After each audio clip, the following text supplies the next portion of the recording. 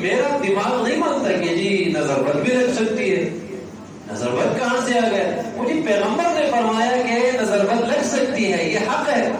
عذاب القبر حق، وہ کہتے ہیں میں نہیں مانتا. جادو حق ہے، اس کا اثر ہے، اللہ نے اس میں اثر رکھا ہے، وہ کہتے ہیں میں نہیں مانتا.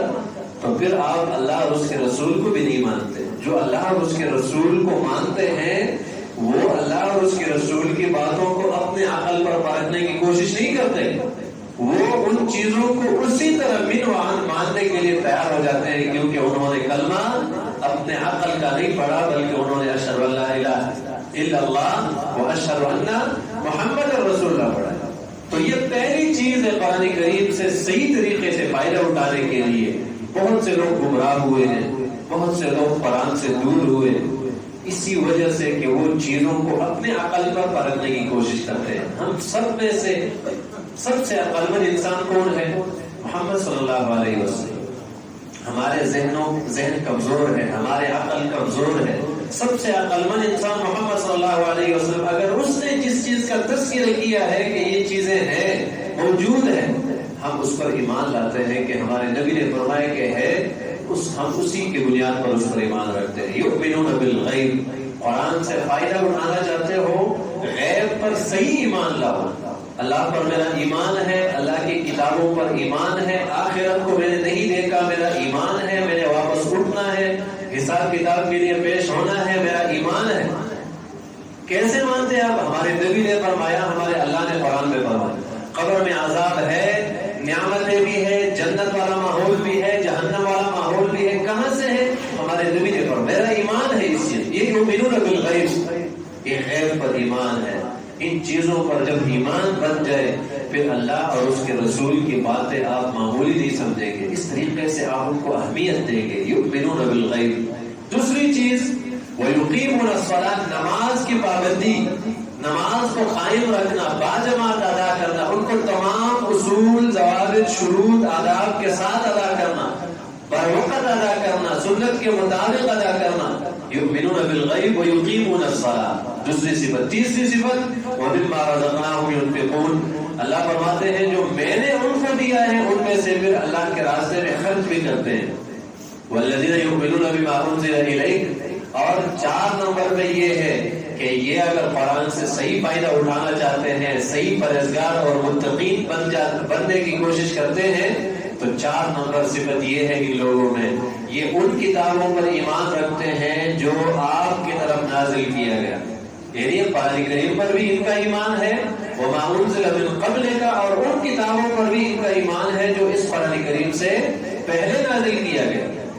وما انزل من قبل. 5 نمبر میں وبالآخرۃ هم یوقنون. اور یہ لوگ آخرت پر صحیح یقین رکھتے ہیں. یہ 5 صفات اگر کسی بندے میں آ گئے، یہ صحیح متقی انسان ہے. اور قرآن کریم اسی کے لیے صحیح ہدایت والی کتاب ہے. صحیح رہنمائی وہی انسان اس قرآن کریم سے اٹھا سکتے ہیں. ابھی یہ صفات اگر کسی بندے میں آ جائے تو کیا وہ قرآن کریم کو اور ان کے دروس کو، ان کے سمجھنے کو اہمیت دے گا یا نہیں دے گا؟ لازمی بات ہے وہ ضرور ان کو اہمیت دے گا. لیکن دوسری طرف اللہ رب العالمین نے منافقین اور کفار کا تذکرہ کیا ہے. کفار کا اور منافقین کا تذکرہ کس طریقے سے کیا ہے؟ اللہ رب العالمین قرآن کریم میں فرماتے ہیں کہ ان لوگوں میں خیر ہے ہی نہیں.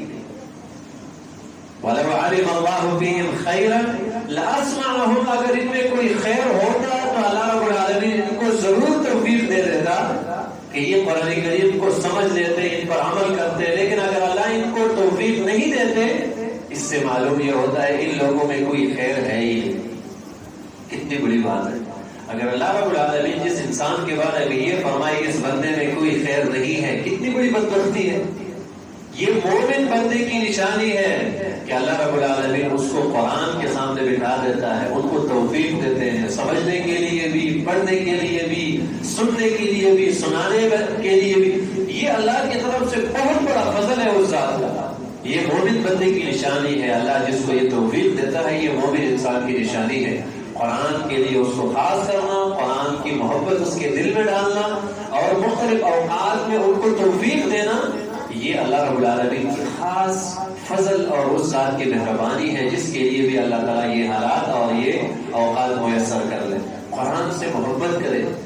قرآن سے فائدہ اٹھانے کی کوشش کریں، سمجھنے کی کوشش کریں، ان کے لیے وقت دیں۔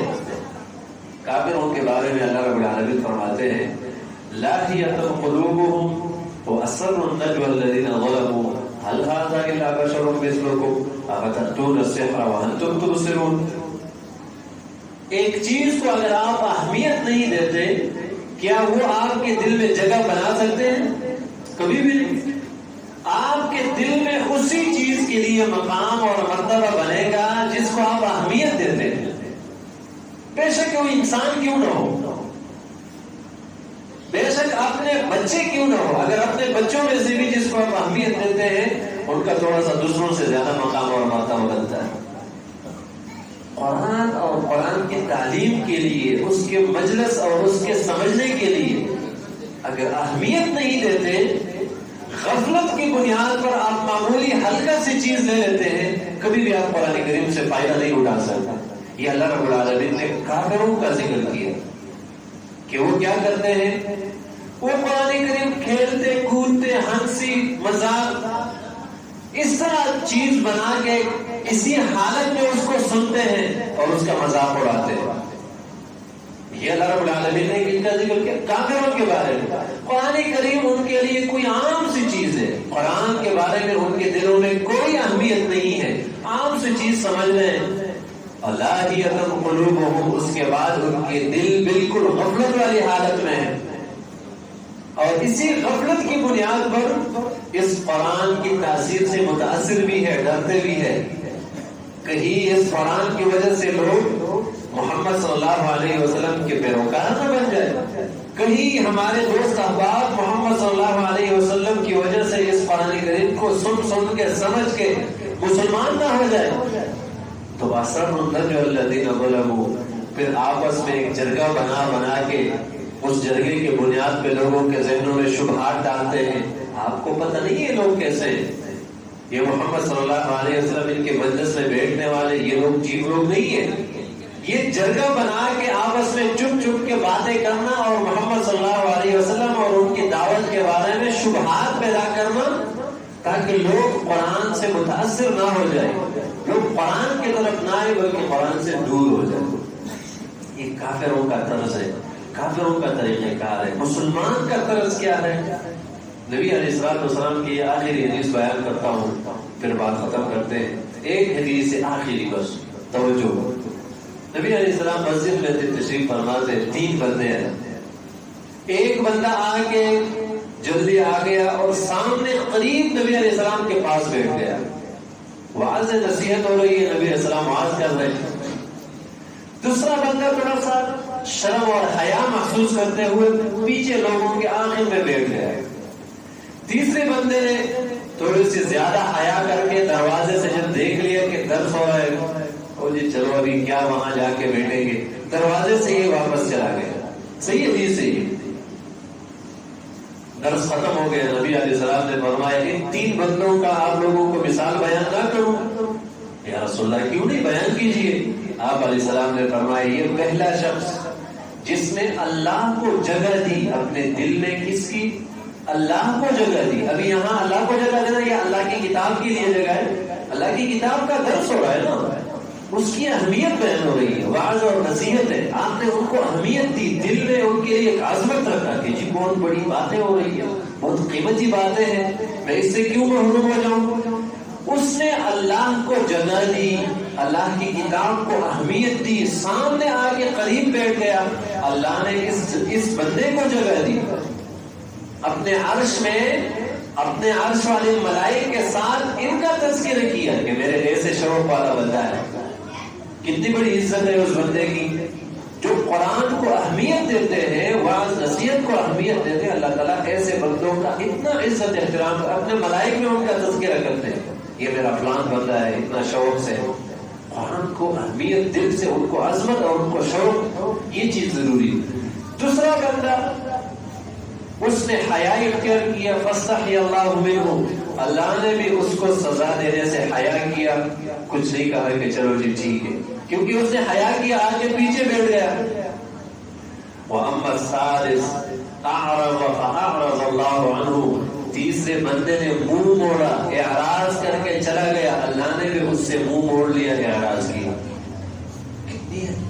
یہ اتنی اہمیت والی حدیث ہے کہ ایک انسان اتنی عظمت والے مجلسوں کو، وعظ اور نصیحت والے مجلسوں کو، قرآن کی مجلسوں کو، ان کو اہمیت نہیں دیتے۔ ان کو اہمیت، مومن بندہ ان کو اہمیت دے گا، دل سے ان کو قبول کرے گا، دل میں محبت کے ساتھ ان کو قبول کرنے کی کوشش کرے گا۔ جا کے میں کچھ سنوں، کچھ وعظ نصیحت کسی سے، ویسے مولوی صاحب سے کہے جی مجھے کچھ نصیحت کرے، قرآن کی کسی آیت کا ترجمہ مجھے پڑھ کے سنائے، اس طریقے سے آپ کے علم میں بھی اضافہ ہوگا، اسی قرآن کے ذریعے سے آپ کا ایمان بڑھے گا، اس کے ذریعے سے انسان کا ایمان بڑھتا ہے، یہاں تک کہ پہاڑوں جیسے آسمان کے کناروں تک آپ کا ایمان پہنچ جائے گا۔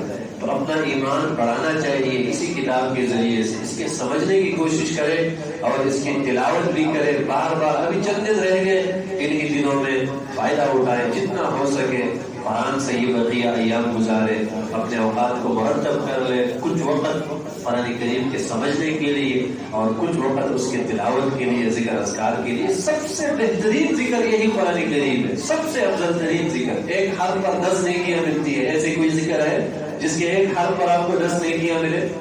سب سے افضل ترین ذکر قرآن کریم۔ پڑھ لے اس کو، بار بار پڑھے، سنائے، سننے کی بھی کوشش کرے، تراویح میں بھی حاضری، یہ ساری چیزیں، تاکہ قرآن سے ہمارے ایک بہترین محبت کا ثبوت اور قرآن سے تعلق ہمارا بن جائے۔ اللہ رب العالمین ہمیں قرآن اور حدیث سمجھنے، عمل کرنے کی توفیق عطا فرمائے۔ وآخر دعوانا الحمدللہ رب العالمین۔